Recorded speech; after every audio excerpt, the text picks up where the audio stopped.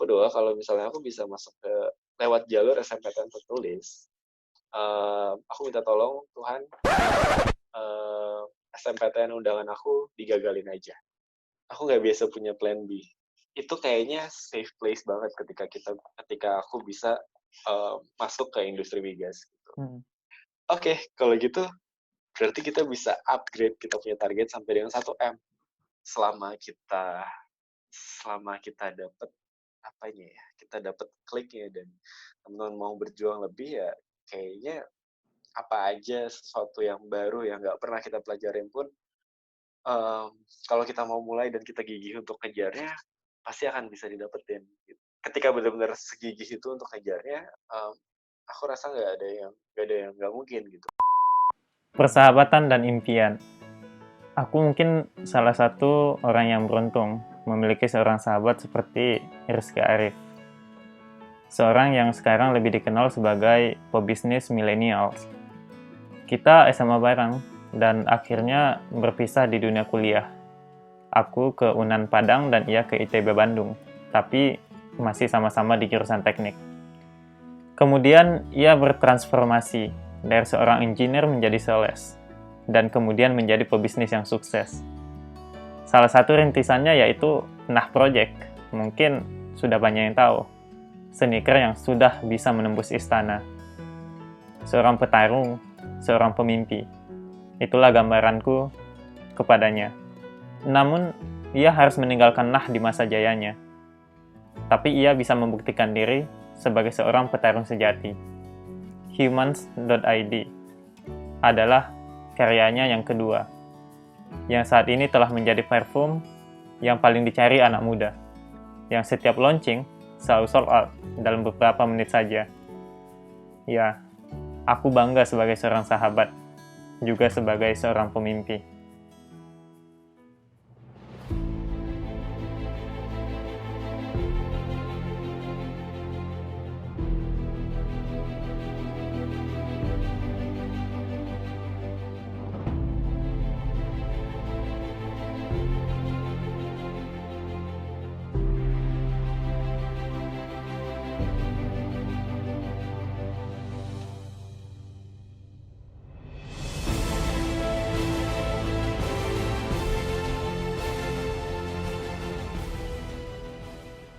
Akan bergabung. Halo. Halo, halo.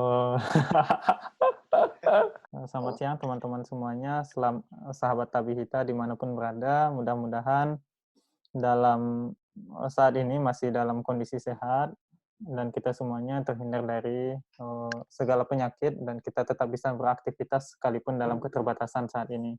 Nah, saat ini aku akan ngobrol dengan salah satu teman, bukan teman sih, sahabat. Ya sahabat ya, sahabat bayi lah gitu, sahabat bayi banget dari SMA.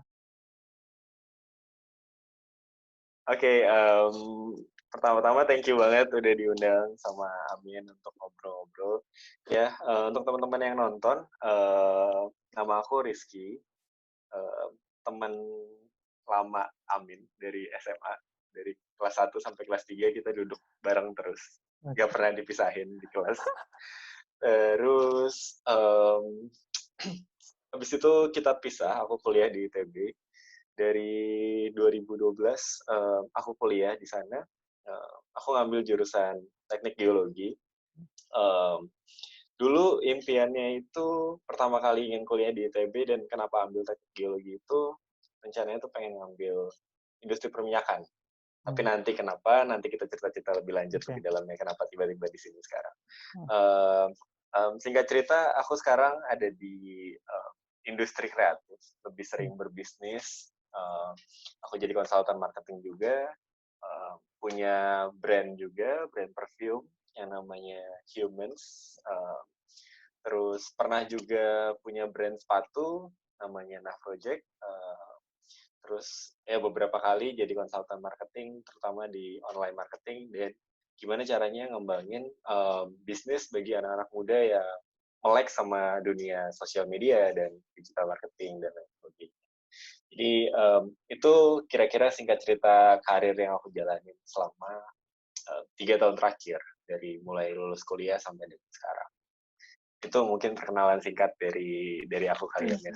Oke, thank you, Ki. Jadi intinya tuh aku sama dia tuh akhirnya pisah gitu. Akhirnya pisah ya selama 3 tahun itu nggak pernah pisah, entah nggak pernah pisah atau nggak pernah ingin memisahkan diri nggak tahu lah. Yang pasti kita tuh selalu dekatan gitu ya. Nah, Ki, dulu kan di SMA kan kita kan nggak pernah masuk 5 besar kan? Iya, Oh, kok aku aku ranking aku paling aku tinggi, bahkan ranking berapa sih? Ranking paling tinggi dulu di SMA? kayaknya 13 deh. Kayaknya 13 atau 11 ya, lupa. Pokoknya di angka segitu. Itu kayaknya paling tinggi deh. Jadi Hmm. 10 besar juga ya, belum pernah tuh. Iya, jadi kami dulu di SMA tuh emang nggak, aku sih ranking 7 terus gitu. Tapi ya maksudnya kita bukan orang yang dianggap Paling ya paling sesuatu lah, masih banyak di kelas itu. uh, Nah, betul. dan juga kita dulu kita kenalnya gimana Ki? Di kelas 10 kan, kelas 10E. Itu gimana dulu? Ingat nggak? Ingat sih. Jadi kenapa kita kenal juga alasannya juga lumayan lucu sih. Jadi kan kita masuk ke SMA 1 Batam ya. Waktu itu SMA favorit banget di Batam. Di mana-mana yang namanya SMA favorit pasti banyak yang masuk tuh dari SMP favorit kan. Jadi Oke. ada 2 SMP yang favorit di Batam. Masuk ada banyak dari SMP 6 sama SMP 3. Bajunya tuh Hmm. sama kan. Mereka Iya. banyak bajunya, jadi mereka banyak temennya tuh. Jadi pertama kali masuk, aku sama Amin kebetulan dari SMP yang nggak nggak terkenal di Batam dan nggak terlalu banyak orang yang masuk di Semansa gitu SMA 1. Jadi kita pakai baju yang beda sendiri. Aku pakai baju warna biru muda, Amin pakai baju warna pink waktu itu. Baju olahraga warna pink. Waktu pakai baju olahraga kan. Hmm. Jadi semuanya berkumpul, semuanya sama temennya masing-masing. Terus kayak aku celingak-celinguk. Nah, nih aku kenalan sama siapa duluan ya, kayak nggak enak gitu masuk ke geng-geng orang. Gitu. Kayak semuanya kayak udah pada kenal satu sama lain. Terus aku belum. Terus aku lupa gimana. Pokoknya ya udah kan karena baru masuk satu kelas jadi emang harus nyapa lah. Hmm. Kalau nggak salah Amin tuh orang pertama yang aku sapa juga di kelas itu. Hmm. Aku sapa terus nanya-nanya dari mana segala macam. Terus habis itu ya singkat cerita karena kita nggak ada teman juga masing-masing akhirnya ya udah ngajak duduk bareng. Ternyata ya itu dari hal kecil kayak gitu ternyata 3 tahun nggak pisah-pisah duduk bareng. Iya, iya. Iya, Ki, aku ingat tuh. Jadi gua tuh datang kan, terus ya intinya tuh kayak kita kenalan kan. Akhirnya kita satu ini kan, dekatan akhirnya duduknya gitu.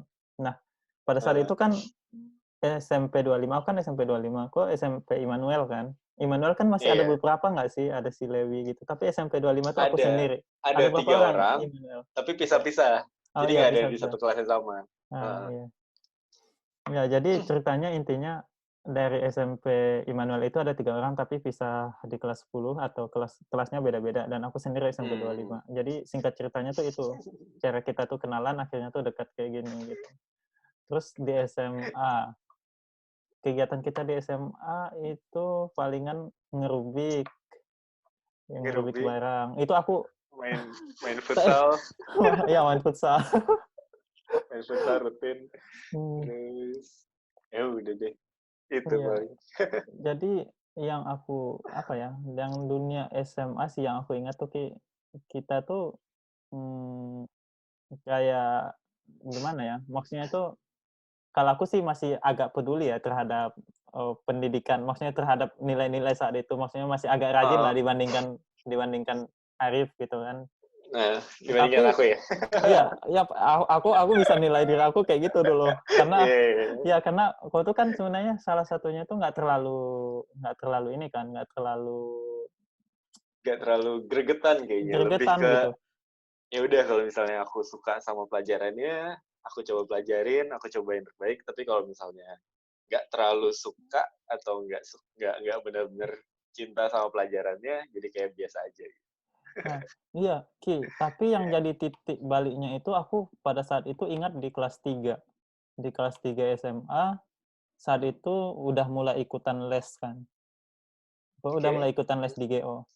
Itu Hmm. kenapa pada saat di kelas 3 itu kayak akhirnya tuh kayak serius banget gitu. Memang kadang TO juga salah satu yang terbaik, kadang misalnya TO dari Batam, aku pokoknya nggak ingat, intinya Try tuh out gitu ya. ya tryout kayak gitu kan di GO.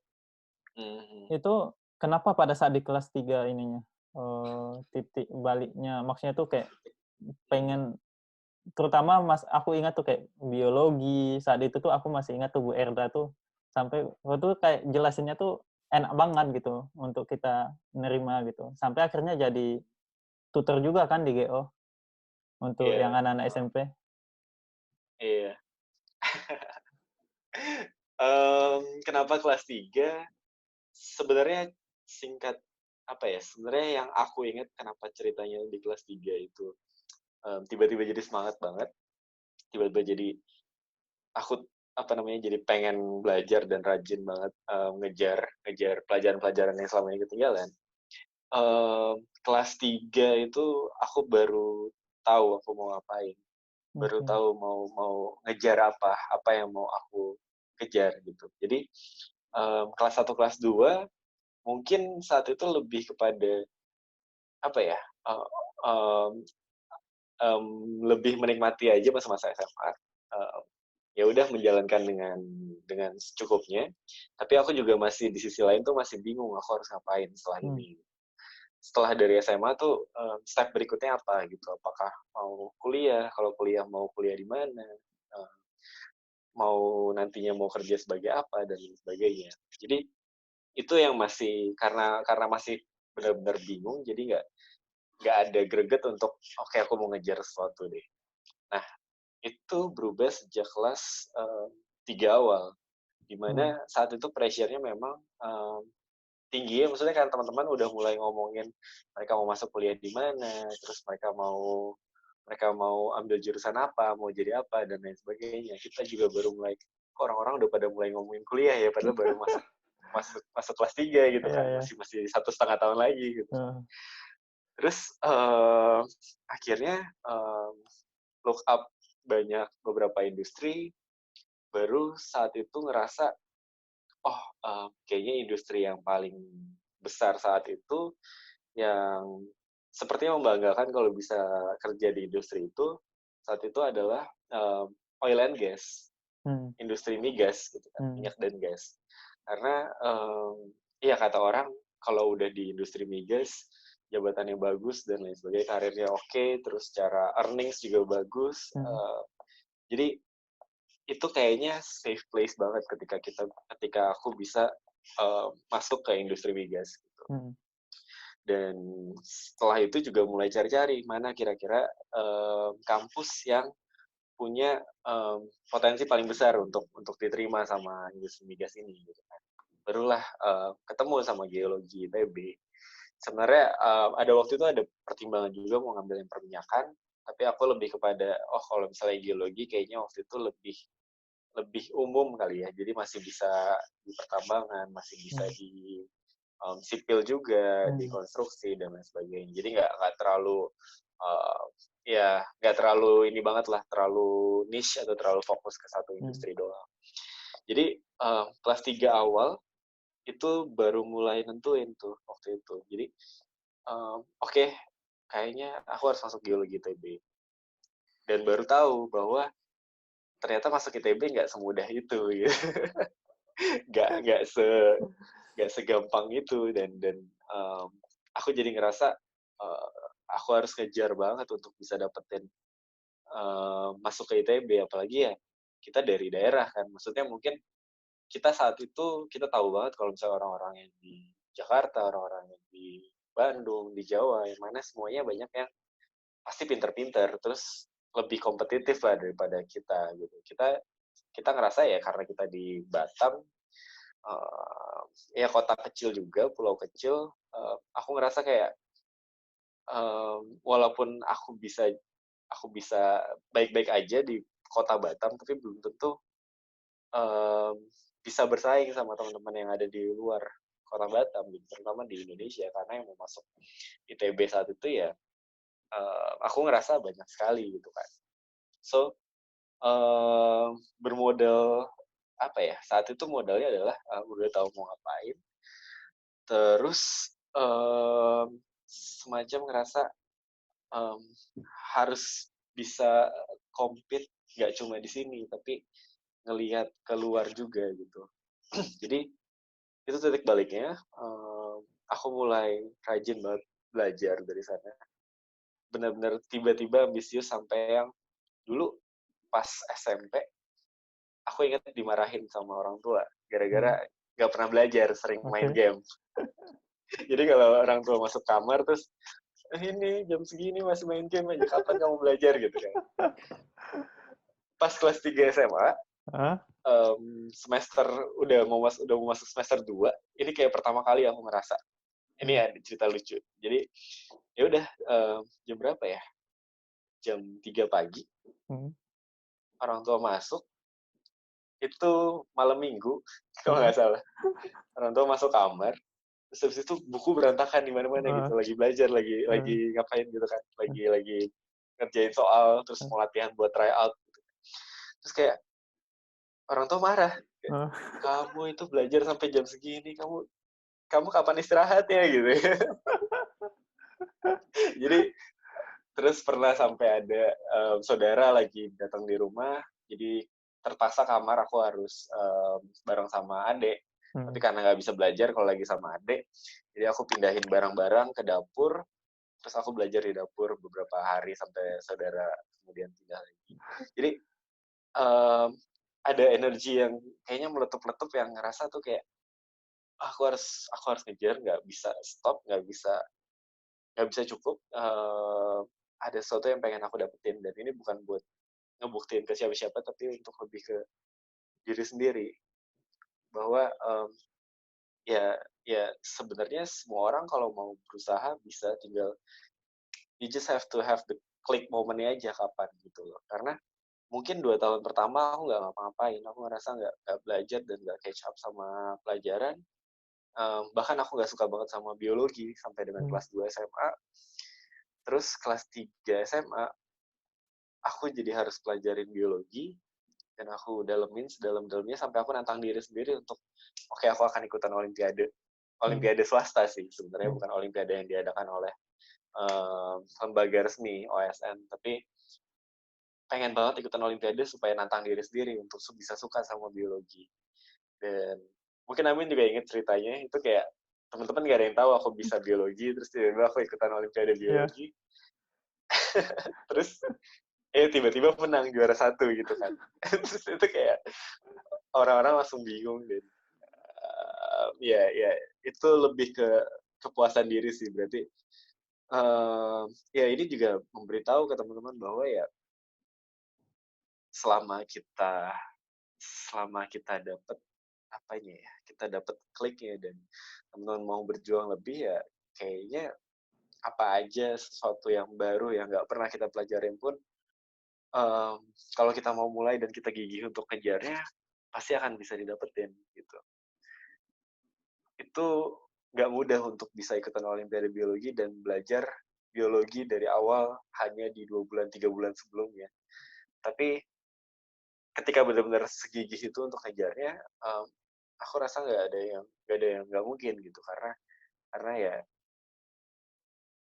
yang yang bedain teman-teman dari yang lain itu ya masalah gigih-gigihan aja, siapa yang lebih tangguh untuk nahan mental untuk lebih lanjut, lebih pengen belajar lagi, lebih pengen tidur lebih lama untuk pengen belajar lagi, lebih pengen gali lebih dalam lagi. Jadi lebih kepada itu sih yang aku dapetin. Yang pertama ya kayak cari goals-nya dulu, goals-nya udah ketemu, yakin diri sendiri, dan jangan pernah stop sampai emang itu bisa kalian buktikan gitu. Atau ya sampai di momen dimana ya um, mungkin masanya udah lewat, atau harus cari goals berikut yang lebih tinggi lagi kayak gitu. Itu sih yang aku alamin di kelas 3 SMA kali ya, Min. oke. Yang bikin. Kan pada saat itu kan emang aku aja tuh bingung banget kan, bingung tuh kayak, ini kayak gimana gitu, kayak, eee, kayak ada energi yang sangat sangat luar biasa gitu dan akhirnya bisa sampai ke titik itu kan.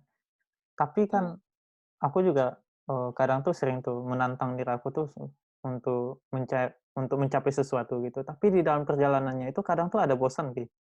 Ada bosan, terus Oke. kadang jenuh kayak gitu. Itu dulu masih ingat gak sih di SMA? Ini kita nggak bicara tentang bisnis dulu ya. Dulu pas di SMA tuh Ini masih masih di ingat gak SMA sih? ya. Ya masih ingat gak sih dulu gimana caranya saat di SMA itu menanggulangi itu perasaan bosan, perasaan kayak capek kayak gitu? Atau memang perasaan itu nggak ada selama itu gitu? Oke. Rasanya kayak udah berjuang tapi kayak akhirnya lama-lama bosan. Hmm. Sebenarnya sih em, aku tipe orang yang aku juga baru tahu ini Hmm. belakangan ini sebenarnya. Cuman kalau dilihat ke belakang, terus ternyata oh ya benar juga, aku tuh ternyata suka kayak gitu gitu, suka suka kayak gini gitu. Nah apa itu? Em, aku tipe orang yang suka ngambil resiko. Aku suka banget ngambil resiko kayak aku addicted sama resiko-resiko baru dan tantangan-tantangan baru gitu. Oke. Um, aku suka ngambil sesuatu yang menurut aku nggak bisa lakuin saat itu, tapi aku ambil aja sebatas karena aku ingin aku ingin coba, aku ingin nantang diri sendiri gitu loh. Jadi um, apa yang aku lakuin saat aku mulai belajar, belajarnya itu capek, belajarnya itu capek banget. Kalau misalnya kita nggak apa ya, kita nggak enjoy um, pelajarannya atau apa ya rasanya tuh kayak aduh jenuh banget pasti selama selama ya beberapa kali udah belajar Hmm. pasti ngerasa jenuh banget sama pelajarannya apalagi kalau pelajarannya kita nggak suka tapi ketika kita ketika aku saat itu mulai menantang diri nih Hmm. mulai memberikan tantangan buat diri sendiri ya misalkan yang paling gampang itu adalah oke, aku pengen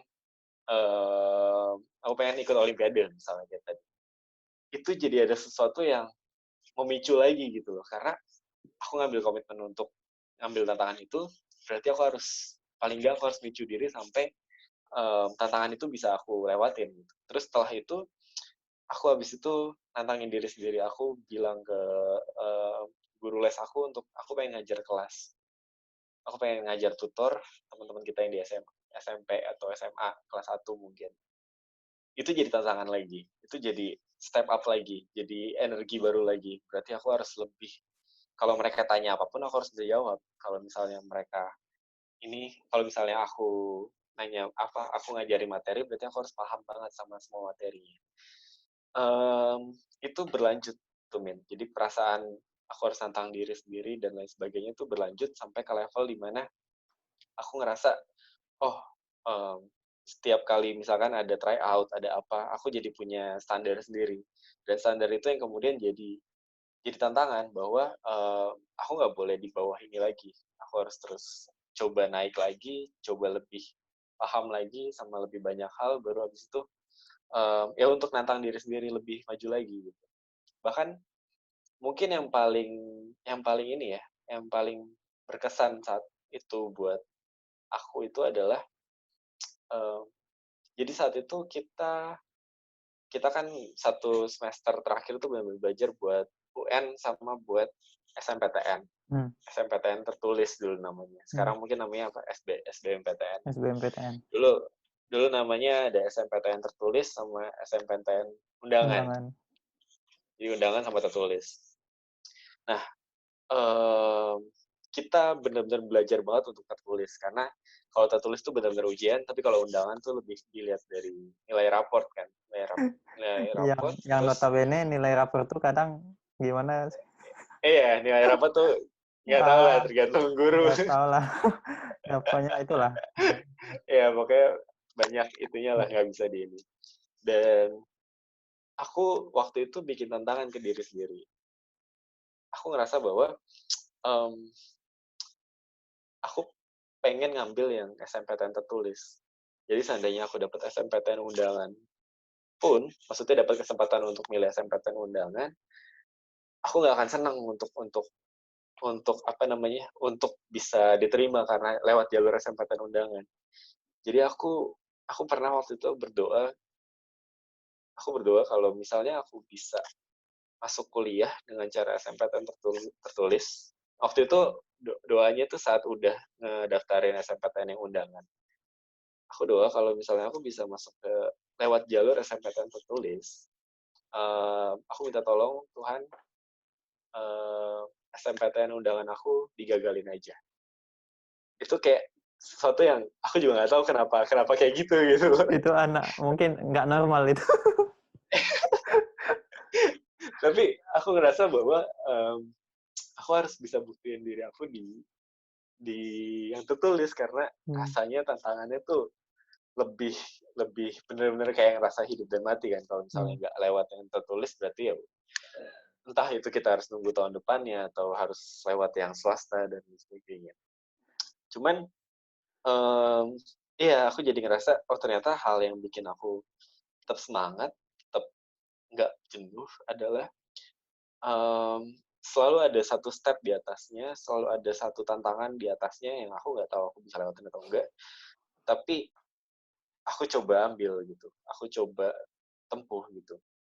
Dari mulai tiba-tiba aku pengen ikut olimpiade, dari mulai tiba-tiba aku ingin ngajar kelas, dari mulai tiba-tiba aku harus ya harus ranking bagus di tryout dan lain sebagainya. Sampai yang terakhir ya, aku harus lewat yang tertulis gitu, karena apa ya, tantangan itu yang menurut aku bisa micu kita untuk lebih giat lagi, untuk gak bosan gitu. Karena kalau kita punya sesuatu yang resikonya tinggi, kita akan semangat untuk ngejarnya gitu. Instead of ngelakuin sesuatu yang terus-terusan konsisten, tapi kita nggak punya apa ya, nggak punya challenge yang kita jadi tempuh gitu, yang kita mau tempuh. Itu sih mungkin yang aku rasa memberikan aku energi untuk ya giat sebenarnya untuk belajar gitu. Iya oke. Soalnya kan ngomongin tentang ini kan aku bisa simpulin gitu bahwa intinya zona nyaman itu sangat berbahaya gitu. Bagi kreativitas, Iya. bagi apapun gitu. Maksudnya kan sekarang ini kan orang banyak, apalagi anak-anak muda sekarang tuh kan ya hobinya instan atau misalnya dalam perjalanannya itu ya perjuangannya tuh udah dikit banget gitu. Kita tahu juga dulu di SMA aku sih kayak yang tadi gitu. Misalnya kayak doa tadi lah gitu. Itu kan sesuatu yang lain lah dibandingkan siswa-siswa yang lain gitu. Kalau siswa yang lain kan pasti ngejarnya oh, kalau udah lulus undangan ya udah gitu. Maksudnya itu aku udah bisa nyantai gitu, udah bisa nikmatin hari-hari kayak gitu. Iya, dan juga kita tahu juga pas di SMP, di SMA juga ya kita tahu lah nilai rapor itu seperti apa gitu. Maksudnya itu kan kadang tuh aku bisa bilang gitu nggak semuanya murni misalnya dari hasil kerja kita gitu Kerja kan. keras kita. Kerja keras kita gitu. Dan iya, iya betul ya maksudnya zona nyaman gitu. Nah, melihat sekarang ini Ki, banyak kan anak-anak muda tuh yang benar-benar masih apa ya, suka di zona nyaman. Kayak aku sendiri kadang juga masih kayak gitu. Ada sisi-sisi yang kayak gitu. Di mana misalnya ketika aku misalnya di Jepang pun sendiri, itu aku kan kadang dikasih sama sensei misalnya riset baru, topik riset baru kayak gitu. Dan aku ngerjain riset bukan hanya satu gitu di sini.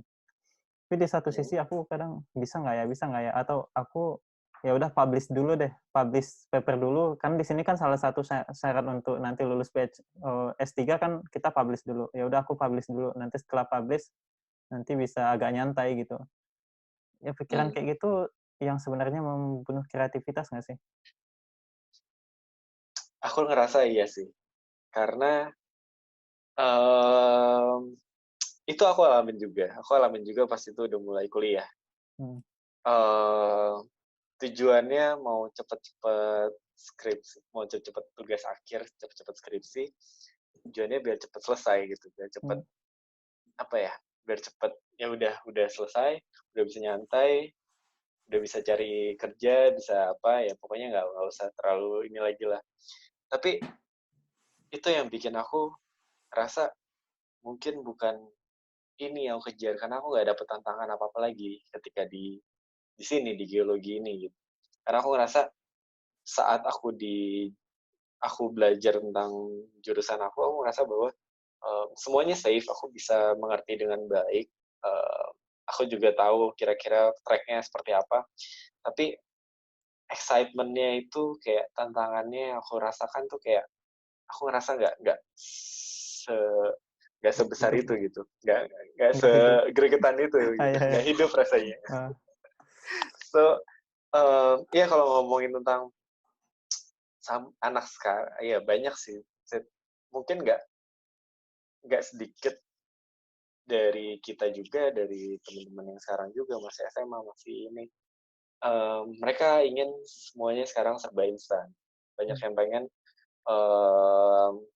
tiba-tiba bikin konten di Instagram atau di TikTok, terus tiba viral, terus jadi seleb, terus karena jalur itu banyak banget yang ngelihat dan jadi YouTuber, jadi ah. apa, itu mereka pengen banget instan. Dan kalau misalkan tidak terjadi, banyak yang ya udah akhirnya nyerah dan ya udah akhirnya nggak mau dikejar lagi dan lain sebagainya. Tapi iya sebenarnya kalau kita bisa jadi orang yang paling nggak lebih gigih, sedikit lebih keras untuk ngejar sesuatu, aku ngerasa orang Indonesia itu kebanyakan cepat nyerah. Jadi ketika kita orang yang sedikit aja lebih nggak cepat nyerah, kita bisa jadi something kita bisa jadi orang yang berhasil di Indonesia gitu, karena nyerah itu gampang banget bagi banyak orang gitu. Semua orang nggak banyak orang yang gigih untuk ngejar sesuatu gitu.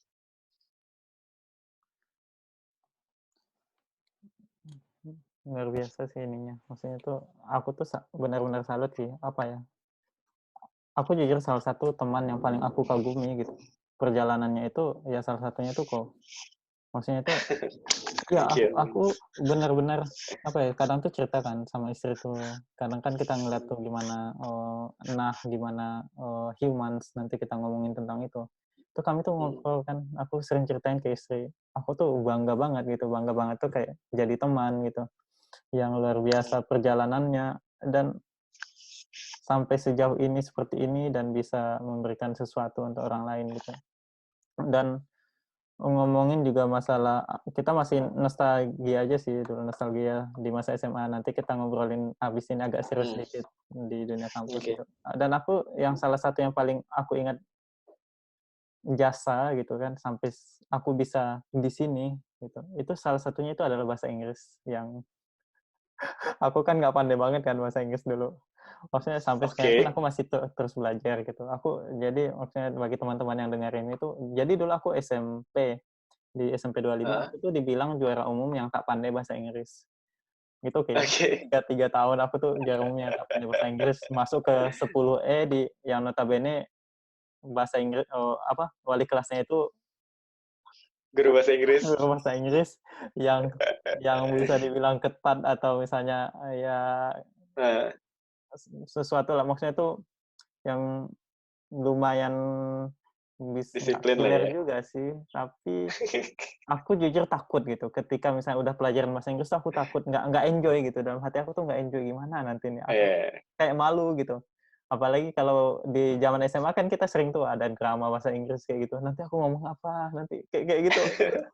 Pokoknya ada dua hal yang aku takutin pas dunia SMA itu adalah kesenian dan bahasa Inggris. Oke. Nah nah di bahasa Inggris ini, jadi si, Rizky atau Arif kan, itu yang bantuin aku gitu. Sampai sampai sekarang tuh aku masih dengar loh, Ki, podcast-nya. Effortless English itu, AJ Hawk.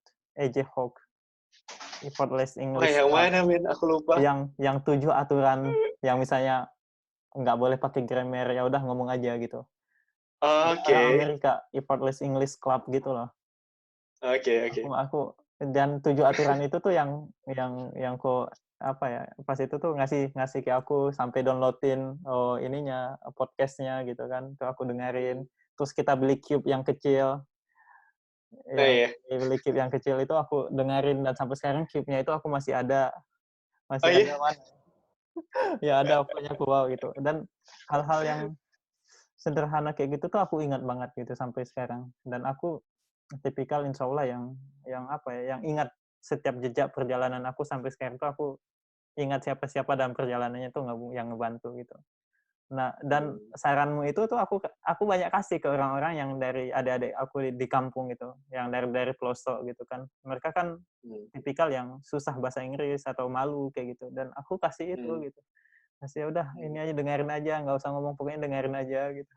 Itu aku ingat hmm, banget. Jadi aku mau bilang makasih juga di sini udah dan aku bisa sampai di sini gitu. Dari itu sebenarnya aku mulai agak nyantai gitu dan di kuliah juga aku dengerin podcast itu sampai sekarang itu kadang sama istri kan juga kita masih sama-sama belajar kan. Terus kadang kita dengerin itu. hmm, Karena apalagi udah ada YouTube kan, di YouTube-nya juga udah banyak, nggak perlu lagi di web hmm. untuk ini, untuk download-download gitu. Jadi itu dulu masa-masa SMA tuh yang aku ingat banget dan jasanya luar biasa sih. Banyak sampai aku kayak gini. Soalnya dulu aku kalau Rizky ini apa ya bahasa Inggrisnya jago gitu, jago apa ya itu otodidak kayak belajarnya atau gimana sih belajar bahasa Inggris tuh sampai sekarang tuh kayak kayak Em, natural banget gitu bahasa Inggrisnya. Itu gimana cara belajarnya Ki? ap- Otodidak, bisa dibilang otodidak kali ya, dan sering digunakan pastinya dalam conversation. Hmm. Terus em, mungkin karena aku sih sering ngikutin film-film, Ah, film-film, series dan lain sebagainya. Biasa series yang mungkin lebih kayak sitcom, terus lokasinya di New York. Jadi hmm, mereka kan kalau kalau sitcom kan lebih ke ya udah lifestyle aja kan kehidupan hmm, hmm, sehari-harinya mereka kan hmm, daily daily lifestyle-nya aja. Jadi itu yang oh paham tentang bahasanya dan paham kapan untuk menggunakannya dan ngerti gimana cara menggunakannya, ngerti ekspresinya, jokes-jokesnya juga. Jadi ya kebanyakan sih dari situ sih dan yang pasti ya digunakan gitu. intinya kayak orang-orang yang di kampung atau dari pelosok pun yang misalnya nggak ada akses untuk belajar sebenarnya udah banyak sekarang kan media untuk belajar sendiri kan yang penting tuh Baik, banyak banget Ada pasti. kemauan yang kuat yang kayak tadi untuk men-challenge diri sendiri untuk terus meningkatkan kapasitas gitu. Dan mungkin satu rahasia itu ya adalah kita harus cari teman atau partner yang dia nggak keberatan kalau kita ngomong bahasa Inggris. Misalnya sahabat atau apa, Nah, bikin aja perjanjian yuk kita kalau misalnya ini ngomongnya pakai bahasa Inggris yuk gitu, biar hmm, biar biasa aja gitu. Karena kalau misalnya kita ngomong bahasa Inggris di apa ya, di ekosistem yang kurang mendukung, hmm, misalkan kayak di sekolah atau di apa, ntar banyak yang ngejek, banyak yang gak suka, banyak yang ini, ya udah kitanya jadi malah males sendiri gitu kan, malah down sendiri. Tapi kalau kita punya satu orang teman atau ya misalnya mungkin pacar juga bisa atau apa, coba aja texting pakai bahasa Inggris atau ya punya sahabat lah gitu, ngobrol juga harus pakai bahasa Inggris supaya sama-sama terlatih dua-duanya gitu. hmm. Itu benar-benar ngebantu banget sih kalau misalnya kita punya partner yang ya udah itu kan jadinya bisa tiap hari untuk dilatih gitu kan, karena perlu juga. Terus kemudian ketika udah udah di ini ya bahasa Inggris, bahasa-bahasa yang lain juga perlu juga gitu, perlu banget. Aku aja sekarang agak nyesel karena waktu itu pas SMP aku nggak terlalu merhatiin Mandarin. Ah, iya, iya. Itu kan SMP kan aku sempat ada bahasa Mandarin kan. Hmm. Aku nggak suka sama pelajarannya, nggak suka sama gurunya. Terus jadi benar-benar gak merhatiin. Terus tiba-tiba sekarang harus deal-dealan sama vendor-vendor di China dan lain sebagainya. Nggak enak, nggak bisa ngomong langsung dan nggak ngerti mereka ngomong apa kalau di depannya gitu. Jadi ya bahasa itu salah satu investasi yang penting sih karena pasti kita akan pakai satu hari gitu. Hmm. Ya sih. Oke, terakhir Ki, kita nutup apa ya masa-masa SMA kita nih apa ya? Ada nggak sih Hmm. pesan untuk anak-anak SMA gitu yang mau lanjut ke dunia kampus dan skill apa yang dibutuhkan oleh anak-anak SMA nanti untuk bisa survive di dunia kampus? Untuk bisa survive di dunia kampus ya. Iya, dunia kampus dulu nanti kita ngobrolin tentang dunia kerja. Aku ngerasa ini satu soft skill yang jarang dilihat, um, tapi aku ngerasa penting banget karena aku juga ngerasa pas di kuliah pun sempat kena juga. Ini adalah apa ya, self motivation sih. Hmm. Gimana kita bisa nge-manage kita punya motivasi, dan bahkan di saat-saat dimana kayaknya semuanya tuh gelap, nggak ada nggak ada apa ya, nggak ada yang ingin dicapai, nggak ada sesuatu yang menyenangkan, tapi gimana kita bisa memotivasi diri sendiri untuk tetap survive.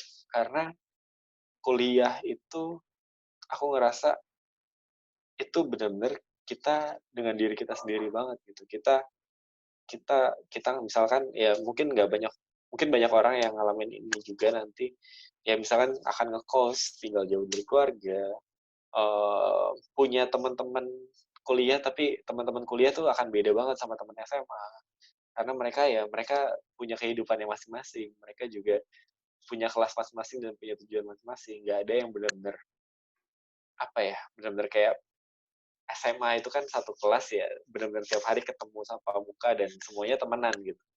Di kuliah ya baru sadar bahwa ya kalau misalkan kita satu kelas belum berarti kita teman gitu. Jadi benar-benar circle-nya kecil. Jadi di masa-masa dimana kayaknya semuanya berat, itu sih kita harus bisa bisa memotivasi diri sendiri untuk ya udah balik lagi, semangat lagi untuk apa namanya, balik lagi to get in shape, balikin performa kita. Satu semester gagal nggak masalah, masih ada banyak yang bisa kita kejar, dan um, dan ya itu sih, dan gimana caranya untuk tetap bisa survive, karena Indian kemudian kuliah dan dunia dewasa tuh tentang masalah survivability gitu kan, gimana cara bisa survive di alam. Oke, ngomongin tentang self motivation Ki, kan itu kan ya penting kan yang kayak kau bilang tadi untuk di dunia dipunyai oleh siapapun termasuk anak-anak SMA yang mau masuk dunia kampus dengan segala atmosfernya gitu. Iya. Punya pengalaman nggak gimana kan oke kita mudah gitu ngomongin kamu harus punya motivasi yang tinggi atau self motivation Iya. ketika dalam keadaan terpuruk. Tapi kan tidak semua orang bisa bisa memanage dirinya sendiri gitu. Ada nggak sih Hmm. cara atau misalnya kok dulu gimana caranya untuk membalikkan motivasi itu? Kalau aku misalnya, aku karena orang tua, aku karena memang lahir di kampung gitu kan ngelihat orang tua kerja ke sawah gitu kan aku tak kan kota misalnya aku di Batam kan memang tinggal sama paman aja gitu. Yang Iya. yang sebenarnya aku dari kampung, ayahku kuli angkat, ibuku kuli tani dan ketika aku malas yang aku ingat tuh langsung itu gitu. Sehingga aku pajang nih foto orang tuaku misalnya di cermin atau misalnya di lemari atau di depan meja belajar aku gitu. Jadi ketika aku malas, itu yang aku ingat dulu. Sehingga self motivation itu terus ada setiap hari. Hmm. Nah, kalau cara kau dulu gimana Ki? Untuk ada terus itu self motivation itu. Caranya gimana? Um, ya ini mungkin akan beda-beda kali ya setiap Hmm. orang, dan setiap orang mungkin akan punya caranya masing-masing untuk bisa cope up sama dia punya motivasi diri sendiri gitu kan. Hmm. Um, Kalau untuk aku, aku selalu punya goals yang ingin aku kejar, dan sifatnya jangka pendek tapi men. Hmm. Jadi kalau misalnya gini, kalau misalnya kita masih SMA gitu, terus kita kemudian punya mimpi untuk aku pengen jadi researcher lah, atau aku pengen jadi apa ya, pengen jadi businessman atau segala Hmm. macam, bisa banget berangan-angan seperti itu, tapi kita nggak tahu step by step-nya yang benar-benar konkret apa yang harus dilakukan untuk bisa mencapai itu. Nah, tapi kalau misalnya kita punya rencana jangka pendek, kita punya, oke, berarti semester ini aku harus A, harus B, harus C, harus punya ini, harus belajar tentang ini, harus ngerti tentang apa. Ketika kita bisa ngasih target-target jangka pendek, menurut aku, dan kita tahu secara konkret apa aja yang bisa kita lakukan untuk mencapai itu, aku ngerasa itu akan membuat kita lebih ini sih, lebih merasa fulfilling dari dalam diri sendiri karena oh oke, berarti step A udah dilakukan, berarti selanjutnya step B, step C, dan itu akan balikin lagi motivasi kita. Nah, mungkin saat udah dilakukan, mungkin kita harus renew lagi kita punya mimpi, kita punya target jangka pendek itu supaya ya terus-terusan balik lagi semangatnya. Kalau itu yang aku lihat saat itu gitu. Jadi aku ngeliat bahwa pokoknya aku nggak tahu nanti setelah dari geologi aku akan kerja apa, aku akan kerja di mana, akan gimana. Tapi intinya semester ini aku pengen IP aku harus 3,6 misalnya, atau harus di atas 3,5. Itu aja yang aku kejar. Aku untuk yang lain, untuk yang menurut aku masih masih blurry, masih tidak bisa digapai, ya udah I will keep it for later, dan aku akan seiring berjalan waktu aku akan belajar untuk nemuin itu gitu.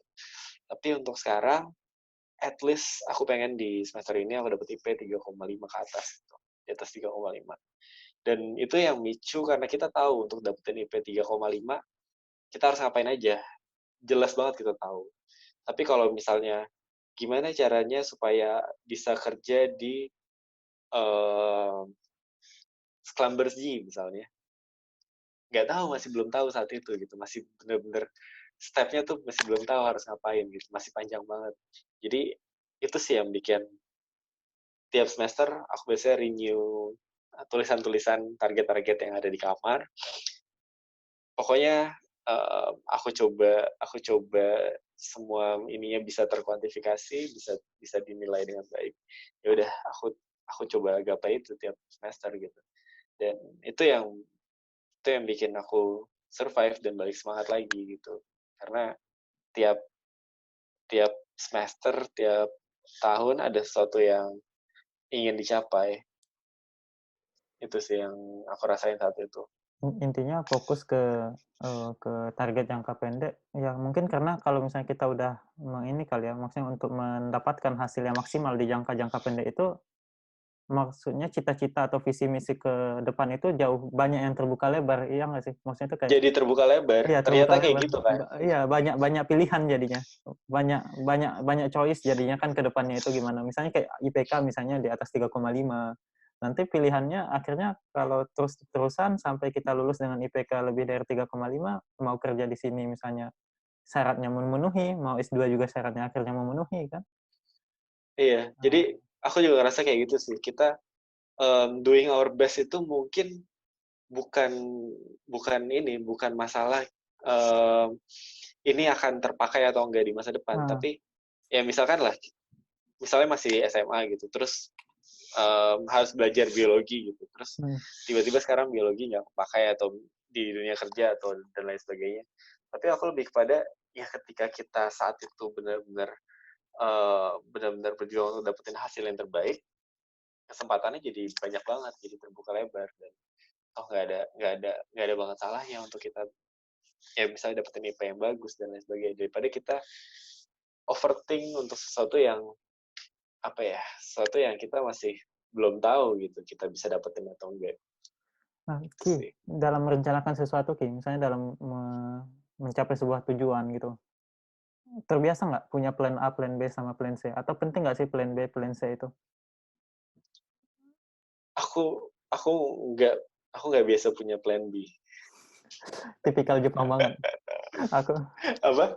tipikal orang Jepang banget. Coba ceritain Ki. Soalnya kalau kebanyakan Tipikal orang orang Jepang. Indonesia, ya kebanyakan Hah? kan aku setahun orang Indonesia siapapun, dan kadang tuh banyak motivator tuh bilang ya kita harus punya plan B, plan C gitu. Dan aku pas Hmm. baru nyadar di Jepang itu mereka itu hanya punya plan A. Oke. Tipikal budaya orang Jepang. Nah, coba Ki ceritain kenapa nggak punya plan B dan kenapa nggak tertarik punya plan B dan plan C? Em, mulai dari jadi gini, kita itu aku itu ketika punya sesuatu yang ingin dikejar, ketika punya satu target, aku tipe orang yang mencoba berbagai macam angle untuk bisa mencapainya. Aku akan coba banyak hal untuk bisa dapetin apa yang aku targetin gitu. Walaupun kadang jalannya tuh nggak yang ditempuh sama semua orang. Jadi um, cara-cara kreatif, cara-cara yang baru itu kemudian suka tiba-tiba muncul ketika aku mikirin tentang apa yang mau aku capai gitu. Jadi mungkin gampangnya kayak gini aja nih. Um, Sekarang aku di Humans. Hmm. Bulan Maret kemarin kita punya target, kita mau punya sales 500 juta. Itu di bulan Maret. Kita punya target, oke pokoknya bulan ini kita harus jualan 500 juta. Uh, aku nggak mikirin kalau misalnya plan B-nya kita jualannya cuma 300 juta, berarti kita harus marketingnya gitu kayak gimana, plan C-nya kayak gimana. Aku benar-benar fokus ke intinya kita mau jualan 500 juta. Aku kemudian benar-benar cari berbagai macam cara, gimana caranya supaya jualannya lebih kencang lagi. Aku coba partnership sama berbagai macam orang, sama brand, sama segala macam.